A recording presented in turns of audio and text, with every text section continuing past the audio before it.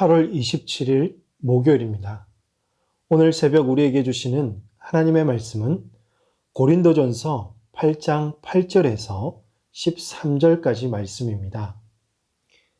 음식은 우리를 하나님 앞에 내세우지 못하나니 우리가 먹지 않는다고 해서 더 못 사는 것도 아니고 먹는다고 해서 더 잘 사는 것도 아니니라. 그런즉 너희의 자유가 믿음이 약한 자들에게 걸려 넘어지게 하는 것이 되지 않도록 조심하라. 지식 있는 내가 우상의 집에 앉아 먹는 것을 누구든지 보면 그 믿음이 약한 자들의 양심이 담력을 얻어 우상의 재물을 먹게 되지 않겠느냐. 그러면 내 지식으로 그 믿음이 약한 자가 멸망하나니 그는 그리스도께서 위하여 죽으신 형제라. 이같이 너희가 형제에게 죄를 지어 그 약한 양심을 상하게 하는 것이 곧 그리스도에게 죄를 짓는 것이니라. 그러므로 만일 음식이 내 형제를 실족하게 한다면 나는 영원히 고기를 먹지 아니하여 내 형제를 실족하지 않게 하리라. 아멘.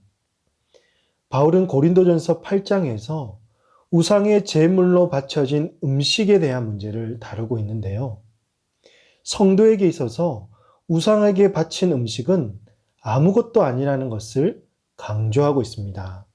8절 말씀에서도 음식은 우리를 하나님 앞에 내세우지 못하나니 우리가 먹지 않는다고 해서 더 못 사는 것도 아니고 먹는다고 해서 더 잘 사는 것도 아니라고 했습니다. 우상에 바친 음식을 먹고 안 먹는 문제로 사람을 정죄하거나 판단해서는 안 된다는 것입니다. 저도 어린 시절을 떠올려 보면 큰 집에서 제사 지낸 음식을 먹고 안 먹는 문제로 갈등이 많았습니다. 저도 제사 음식을 먹으면 안 된다고 찰떡같이 믿고 있었지요. 그래서 제사 음식을 먹는 신자들을 보면서 정죄하기도 했습니다. 그러나 오늘 8장 1절 말씀처럼 이런 지식이 저를 교만하게 만들었던 것입니다. 아마도 지금도 이 문제로 가정의 어려움을 겪고 계신 성도분들이 계실 겁니다. 여러분, 제사 음식을 먹었다고 정죄의 대상이 되고 먹지 않았다고 탁월한 신앙을 가진 자가 아닙니다. 음식은 우리를 하나님 앞에 내세우지 못하는 것을 꼭 기억하시기를 바랍니다. 그런데 바울이 염려스러운 것이 있었다는 거죠. 그것은 성도들의 주변에 항상 믿음이 연약한 자들이 있다는 것입니다. 이런 자들은 자신의 양심을 따라서 먹고 마실 수 있는 자유와 지식이 없습니다. 우상에 바친 음식을 먹어야 하나 말아야 하나 이들은 쉽게 결정하지를 못합니다. 그래서 바울은 교인들에게 어떻게 권면하고 있습니까? 10절 말씀입니다. 지식 있는 내가 우상의 집에 앉아 먹는 것을 누구든지 보면 그 믿음이 약한 자들의 양심에 담력을 얻어 우상의 재물을 먹게 되지 않겠느냐라고 권면했습니다. 즉 자유함이 있는 자들이 우상의 집에 앉아서 음식을 가리지 않고 먹는 것을 믿음이 약한 자들이 보았을 때 그들의 양심에 저렇게 지식 있는 분도 저렇게 신앙이 좋아 보이는 분도 먹는 것을 보니까 나도 먹어도 되겠다라고 확신을 얻어서 그 우상의 재물을 먹지 않겠느냐라고 말하는 것이죠. 아무런 거리낌도 없이 음식을 거르지 않고 먹지 않겠느냐는 것입니다. 소위 신앙이 훌륭하다는 사람들의 지식과 자유가 오히려 믿음이 연약한 자들을 죄에 가담하게 하고 양심의 가책을 느끼게 하므로 바울은 9절에서 너희의 자유가 믿음이 약한 자들에게 걸려 넘어지지 않도록 조심하라고 경고했던 것입니다. 그렇습니다. 이 말씀은 먼저 믿은 자들, 그 신앙을 가진 자들의 말과 행위가 얼마나 중요한지를 보여줍니다. 우리 성도들이 정말 주변을 잘 살펴야 합니다.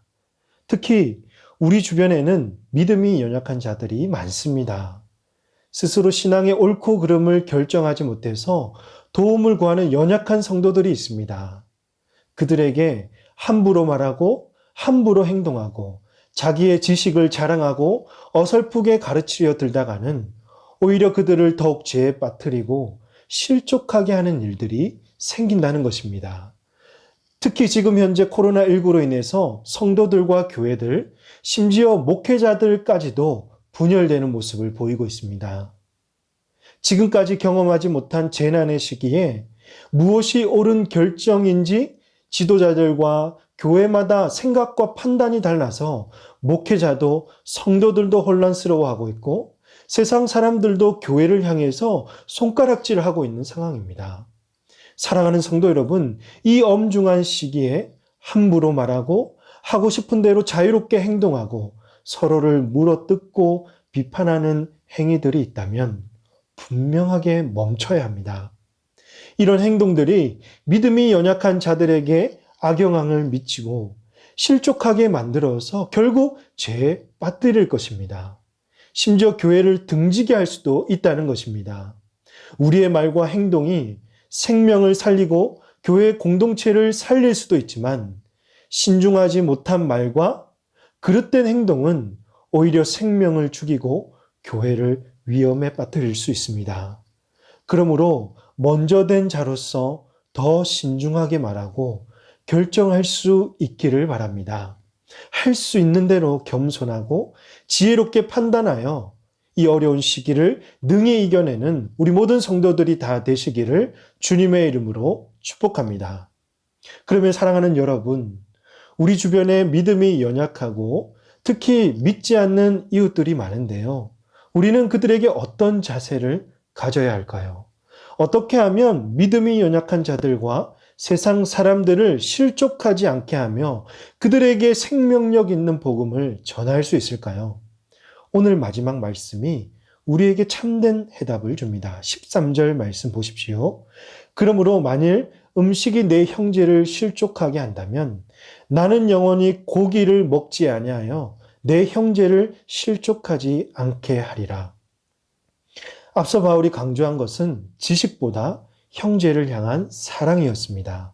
나의 자유함을 마음껏 누리기보다 믿음이 약한 사람이 실족하지 않도록 형제들을 돌아보라고 했습니다. 믿음이 약한 자를 실족시키거나 멸망시키는 것은 그리스도께 죄를 범한 것이라고 가르쳤습니다. 왜냐하면 그리스도께서 그 연약한 한 사람 한 사람을 위해서 죽으셨기 때문입니다. 그러므로 오늘 우리가 이들을 위해서 감당해야 할 자세는 그리스도께서 우리에게 보여주신 대로 바울이 결단한 대로 희생하고 섬기고 우리의 자유와 권리를 누릴 수 있음에도 불구하고 이들을 실족시키지 않기 위해서 포기할 수도 있는 결단이 필요합니다. 형제들의 유익을 위해서라면 마땅히 누려야 할 자신의 자유와 이익도 얼마든지 포기할 수 있는 당당한 선언이 우리에게 필요한 것입니다. 사랑하는 성도 여러분, 하나님께서 그동안 경험할 수 없었던 전염병으로 한국교회에 많은 메시지를 주고 있는 듯합니다. 이 땅 위에 세워진 교회는 하나님을 예배하는 예배 공동체이자 동시에 세상을 섬기고 세상의 복음을 전하기 위해 세워진 생명 공동체입니다.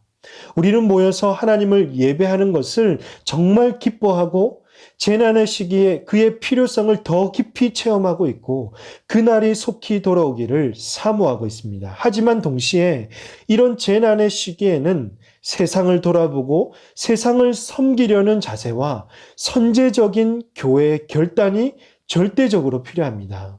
우리의 자유와 권리를 누리려고 하다가 믿음이 약한 자들과 이웃들을 실족시키고 영혼을 잃어버릴 수도 있습니다.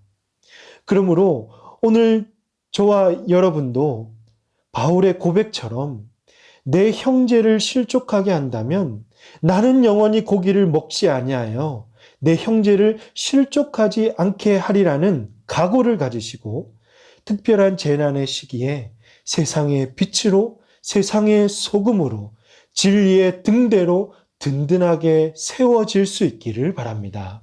세상 앞에서 당당하게 나아가서 세상을 섬기고 생명의 복음을 전하는 그날이 속히 오기를 주님의 이름으로 축복합니다. 기도하시겠습니다. 하나님 아버지, 오늘도 주의 음성을 듣게 하시고 교회와 성도와 세상을 위해서 기도하게 하시니 감사합니다. 하나님을 먼저 믿은 자로서 날마다 말씀 위에 세워지게 하시고 우리의 말과 행동을 통해서 영혼들을 살리고 공동체를 세워가는 은혜를 베풀어 주시옵소서. 코로나19 재난의 시기에 목회자와 성도들, 교회가 분열되지 않도록 도와주시고 오직 말씀 위에 하나 되는 한국교회 되도록 은혜를 더하여 주시옵소서. 언제 어디서나 하나님을 예배하는 공동체로 서 있게 하시고 동시에 영혼을 살리고 세상을 섬기고 세상에 복음을 전하는 교회의 사명을 온전하게 감당할 수 있는 교회 되도록 도와주시옵소서. 이 모든 말씀을 우리 구주 예수님의 이름으로 기도하옵나이다. 아멘. 오늘 주신 말씀을 기억하시며 기도하시고 주간 기도 제목으로 모든 훈련과 교육 사역을 위해서 기도하시겠습니다. 또 코로나19 공동 기도문으로 빠른 종식을 위해서도 함께 기도하도록 하겠습니다. 기도하십니다.